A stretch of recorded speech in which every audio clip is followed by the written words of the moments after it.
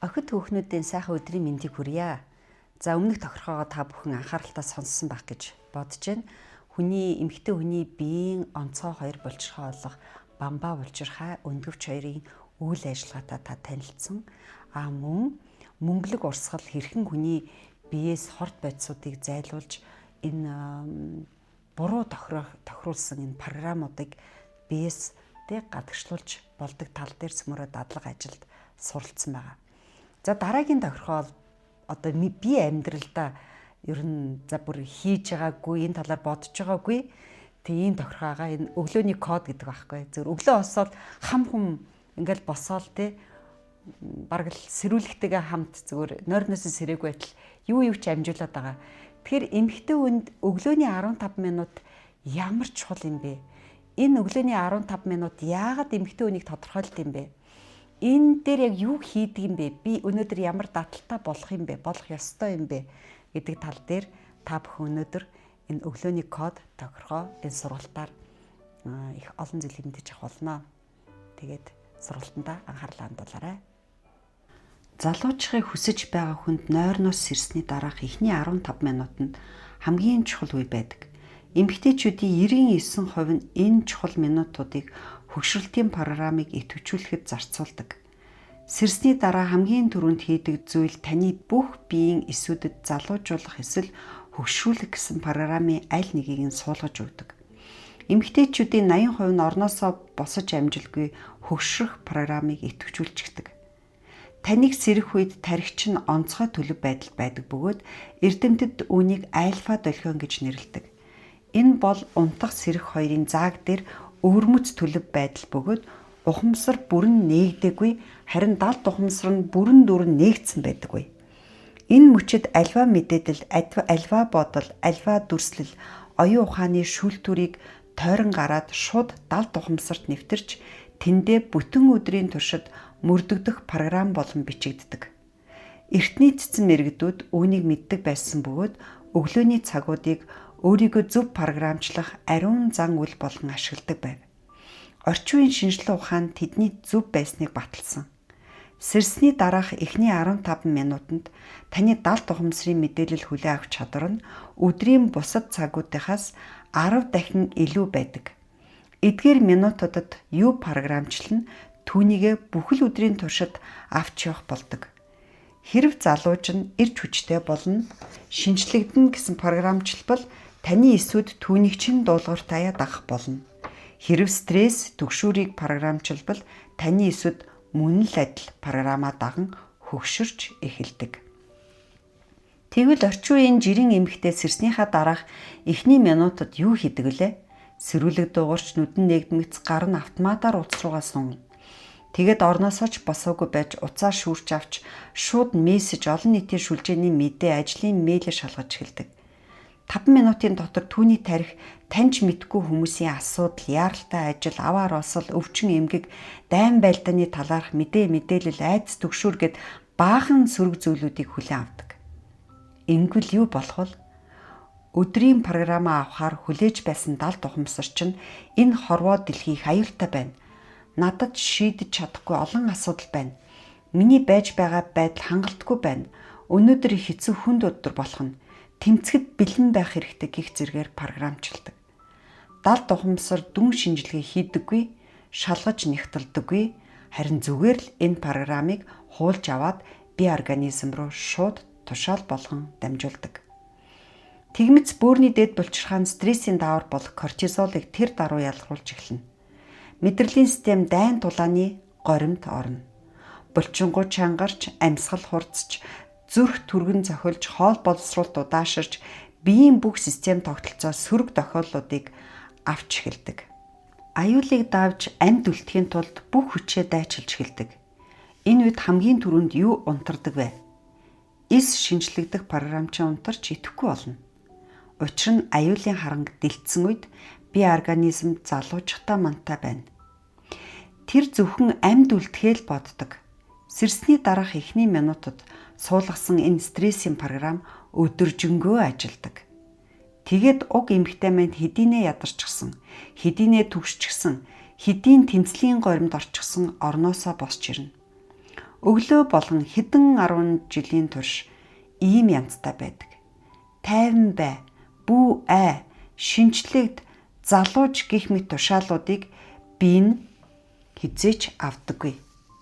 Үүний үр дүнд хөгшрөлт биологийн хим хэмжээнээс 2 дахин хурдтайгаар явагдаж эхэлдэг.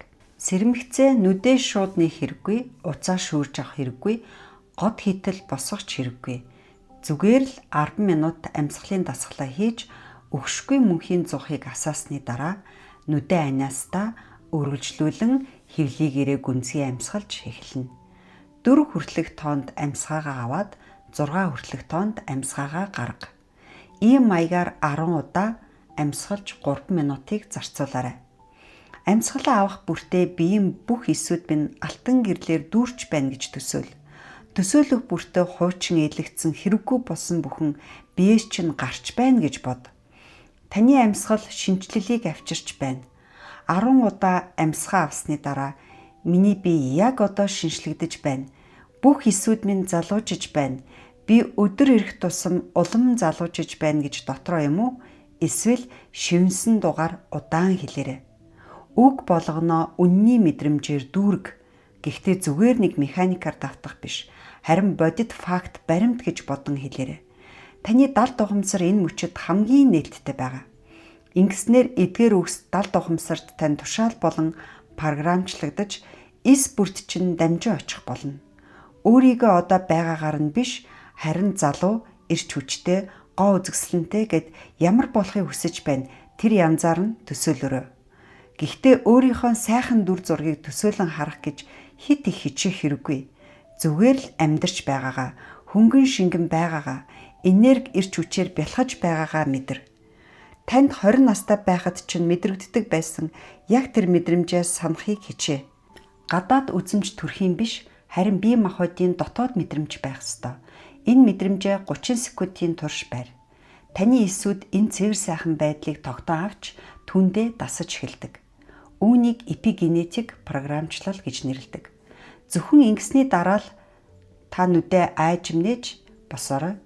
Огцом хурдан босох хэрэггүй. Босоод нэг аяга цэвэр усуу. Ус шөнийн туршид хурсан хорыг устгах процессыг идэвхжүүлж хэрэггүй бүх зүйлүүдийг гадагшлуулахад тусалдаг. Толинд очиод өөрлөгөө ихцлэн хараад инээмсгэл. Хүсэхгүй байсан ч гэсэн инээмсгэлээрэй. Инээмсгэл бол зүгээр нэг нүүрний хувирал биш. Харин биохимийн өөрчлөлт өдөөгч. Таныг инээмсэглэх үед тэр байтугай худлаа инээмсгсэн ч бай. Тархич нь энэ дохиог хүлээн авч аж аргалын даавар болох серотонин болон эндорфинийг ялгаруулж эхэлдэг. Эдгээр дааврууд нь цуснд орж бие организмаар тархан эсүүдэд баярл, амьдар, шинжлэх хэмээн тушаадаг. Бас биеийн хөдөлгөөн хэрэгтэй. Тааза тойрог хэлбэрээр зөөлөн яг л усан төвж байгаа мэт алгуурхан эргүүлж хөдөлгөнө. Дараа нь 2 тишин сунгаж хөдөлгөнө. Таазны хөдөлгөөн маш чухал. Заавал хөдлөөрэй. Та бие залуужуулахаар програмчлалт дуусны дараа утсаа авч гэр орны болон бусад ажил үйлстэй орж болно. Програм хэдийн бэлэн болсон. Өглөөний кодт нэг нь бичигдсэн байгаа тул санаа зовох хэрэггүй. Эсвэл тань шинжлэгдсэн тушаалыг хүлээн авч байгаа учраас өдрийн туршид юу ч болсон бай энэ тушаал цаагаараа хийдгээ хийсээр л байна. Өглөөний кодыг зөв тохируулбал бие махбодод ямар процессууд явагддаг вэ? Сэрсэн даруйдаа уртаар гүнзгий амьсгалах нь мэдрэлийн парасимпатик систем болон нүхэн сэргээх системийг идэвхжүүлдэг.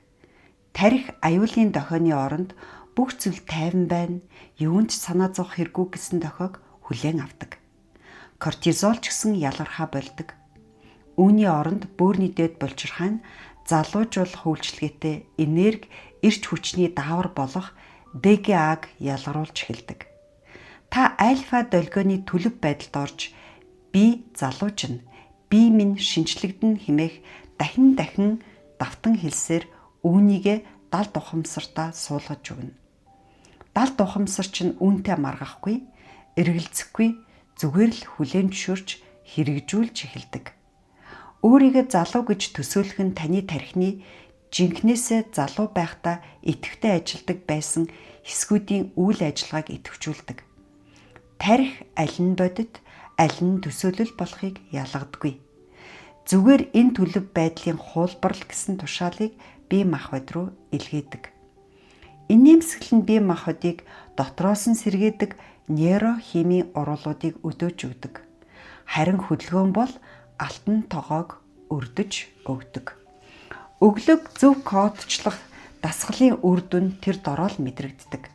7 хоногийн дараа та сэрэгтэй бие чинь хөнгөн шингэн болсон байгааг анзаарах болно. 2-7 хоногийн дараа энергийн түвшин тань өдрийн туршид доктортой байж огцом ядарч султгаа болно. Харин сарын дараа хүмүүс таныг хараад чи их өөр болжээ, бүр гэрэлтэж байна штэ. Энэ их энерги чиний хаанаас ундраад байна хэмээн дуу алдцгаах болно. Харин та хаанаас гэдгийг мэдэж байх болно. Зөв програмчлагдсан өглөөнөөс болсон. Энэхүү 6 дахь тохиргоо танд өдрөө зөв програмчлах боломжийг өглөө. Дараагийн тохиргоогүйгээр өмнөх бүх тохиргоонууд зөвхөн тал хүчин чадлаараа л ажиллах болно. Учир нь жинхнээсээ шинжлэгдсэн залуучхын тулд зөвхөн бие зөв програмчлахаас гадна энэ шинжилэлд хөндлөнгийн оролцоогүйгээр явагдах боломжтой орон зайг бий болгох нь чухал. Эмэгтэй хүнийг залуужуулагч энергийг түгээдэг байсан эртний сүм хийдүүдийг хорон санаатнууд зориуд сүйтгэсэн байдаг. Учир нь өөрийн гэсэн ариун нандин орон зайтай болсон эмэгтэй хүн хинт ч дийлдэшгүй хүч болон хувирдаг. Одоо та патриархт буюу эцгийн эрх ёст системүүд үүнээс яагаад тэгтлээ их айдаг байсныг ойлгох болно. Дараагийн бичлэгээрээ 7 дахь тохиргоо болох шинжлэлтийн сүмийг бий болгох сэдвээр уулзцгаая. Түр баяртай.